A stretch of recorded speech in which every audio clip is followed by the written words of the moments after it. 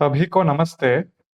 आज हम स्टार्ट करने जा रहे हैं अपना लेक्चर नंबर 1, जिसका टॉपिक है पीडी अरेस। तो पीडी अरेस यानी कि प्रीमियम या डिस्काउंट अरेस वो इम्पोर्टेंट प्राइस लेवल्स होते हैं जहां पर मार्केट एक रिएक्शन दिखा सकता है।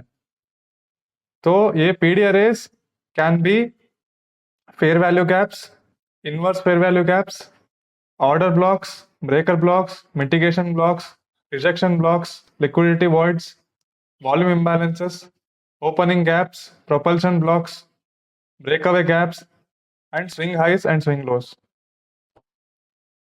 तो चलिए अब हम इन सभी पीडी अरेस को एक एक करके समझेंगे। तो पहले आ जाते हैं हम अपने फेयर वैल्यू गैप्स पर।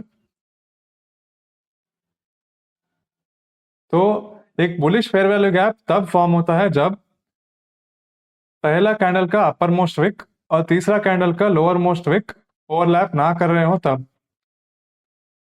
तो जब ये गैप बायर्स के अग्रेसिव रिएक्शन की वजह से छोड़ा गया है, इसको हम बाई साइड इम्बैलेंस और सेल साइड इनएफिशिएंसी भी बोलते हैं। सेल साइड इनएफिशिएंसी क्यों? क्योंकि इस प्राइस रेंज में सेलर्स को एक फेयर चांस, मौका ही नहीं मिला है सेल ऑर्डर्स प्लेस करने के लिए, क्योंकि बायर्स इतने अग्रेसिव बन चुके थे कि एकदम प्राइस ऊपर चला गया। तो similarly sell side fair value gap यानी कि बेरिश फेयर वैल्यू गैप तब फॉर्म होता है जब पहला कैंडल का लोअर मोस्ट विक और तीसरा कैंडल का अपर मोस्ट विक ओवरलैप ना कर रहे हो तब। तो ये गैप जो छोड़ा गया है सेलर्स के अग्रेसिव होने के वजह से, इसको हम सीबी यानी कि सेल साइड इम्बैलेंस और बाई साइड इनएफिशिएंसी भी कहते हैं। तो चलिए अब हम जानते हैं कि फेयर वैल्यू गैप का फॉर्म होने का रीजन क्या है। तो अब हम ये जानते हैं कि फेयर वैल्यू गैप्स क्यों बनते हैं। Fair value gaps happen when big players like banks or hedge funds place large orders in the market. Since these huge orders can't always be completed in one go, the market reacts quickly, making prices move fast. This quick movement leaves behind gaps where not all buyers and sellers got a fair chance to trade at certain prices, creating an imbalance. तो हम इसको एक example के माध्यम से समझेंगे। तो मान लो एक छोटा सा एक तालाब है जिसमें छोटी छोटी मछलियां यानी कि हम रिटेलर्स कूद रहे हैं।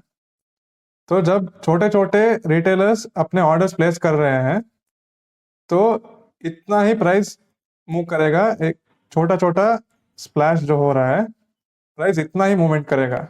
जब एक बड़ा इंस्टीट्यूशन या फिर बड़ा मछली जब मार्केट में कूदेगा और वो अपने ऑर्डर्स प्लेस करने लगेंगे,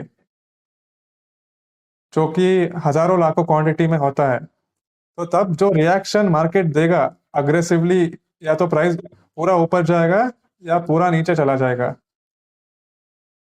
ये क्यों होता है? क्योंकि हम रिटेलरों के कैपेसिटी नहीं है कि हम इतने सारे जो ऑर्डर्स आ रहे हैं उसके ऑपोजिट साइड के ऑर्डर्स को हम फुलफिल कर सकें। यानी कि अगर इंस्टीट्यूशंस पूरे सेल ऑर्डर्स लगा रहे हैं तो रिटेलर्स के पास इतना कैपेबिलिटी नहीं है, इतना पैसा नहीं है कि वो इन इंस्टीट्यूशंस के ऑर्डर्स को फुलफिल करें। तो इसलिए प्राइस जल्दी से रिएक्ट करता है किसी एक डायरेक्शन की तरफ और एक इम्बैलेंस छोड़ता है या गैप छोड़ता है, जिसको हम फेयर वैल्यू गैप बोलते हैं। तो अब हम आ जाते हैं अपने लेक्चर नंबर 1 के फाइनल टॉपिक की तरफ, जो कि है validity of fair value gaps. तो हम एक एक एग्जांपल को समझेंगे। तो पहला एग्जांपल पे चलते हैं, जहां पर पहला कैंडल का अपर मोस्ट विक और तीसरा कैंडल का लोअर मोस्ट विक ओवरलैप नहीं कर रहे हैं। तो ये वैलिड फेयर वैल्यू गैप है। ये थर्ड कैंडल को सेकंड कैंडल ने एनगल्फ भी कर लिया है, तो भी ये वैलिड ही है, क्योंकि हमारा डेफिनेशन के हिसाब से ये मैच कर रहा है और वैलिड है। और सेकंड एग्जांपल की तरफ बढ़ते हैं हम। यहाँ पर पहला कैंडल का अपर मोस्ट विक और तीसरा कैंडल का लोअर मोस्ट विक ओवरलैप नहीं कर रहे हैं। और इस केस में ये जो फेयर वैल्यू गैप वाला कैंडल, ये जो इम्बैलेंस वाला कैंडल है, वो पहला कैंडल को एनगल्फ कर चुका है। तो ये भी वैलिड ही माना जाएगा क्योंकि ये डेफिनेशन के हिसाब से सही है। अब हम आगे बढ़ेंगे तीसरा एग्जाम्पल की तरफ, जहां पर पहला कैंडल का अपर मोस्ट विक और तीसरा कैंडल का लोअर मोस्ट विक तो ऑलरेडी ओवरलैप कर रहे हैं ना।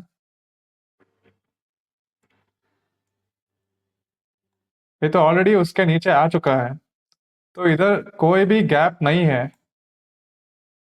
तो हम इसे फेयर वैल्यू गैप कंसिडर ही नहीं करेंगे। लोग जो गलती करते हैं, इस एक बड़ा सा गैप ये जो है, इसको फेयर वैल्यू गैप समझ के बैठते हैं, तो ये इनवैलिड फेयर वैल्यू गैप है, क्योंकि ये तीसरा कैंडल का लोअर मोस्ट विक ऑलरेडी नीचे ही है पहला कैंडल का अपर मोस्ट विक से, तो ओवरलैप हो चुका है ऑलरेडी। अब हम आगे बढ़ते हैं अपने फोर्थ एग्जाम्पल की तरफ, जहां पर ये सेकेंड कैंडल पहला कैंडल को भी एनगल्फ कर चुका है और ये थर्ड कैंडल इनसाइड कैंडल बन चुका है।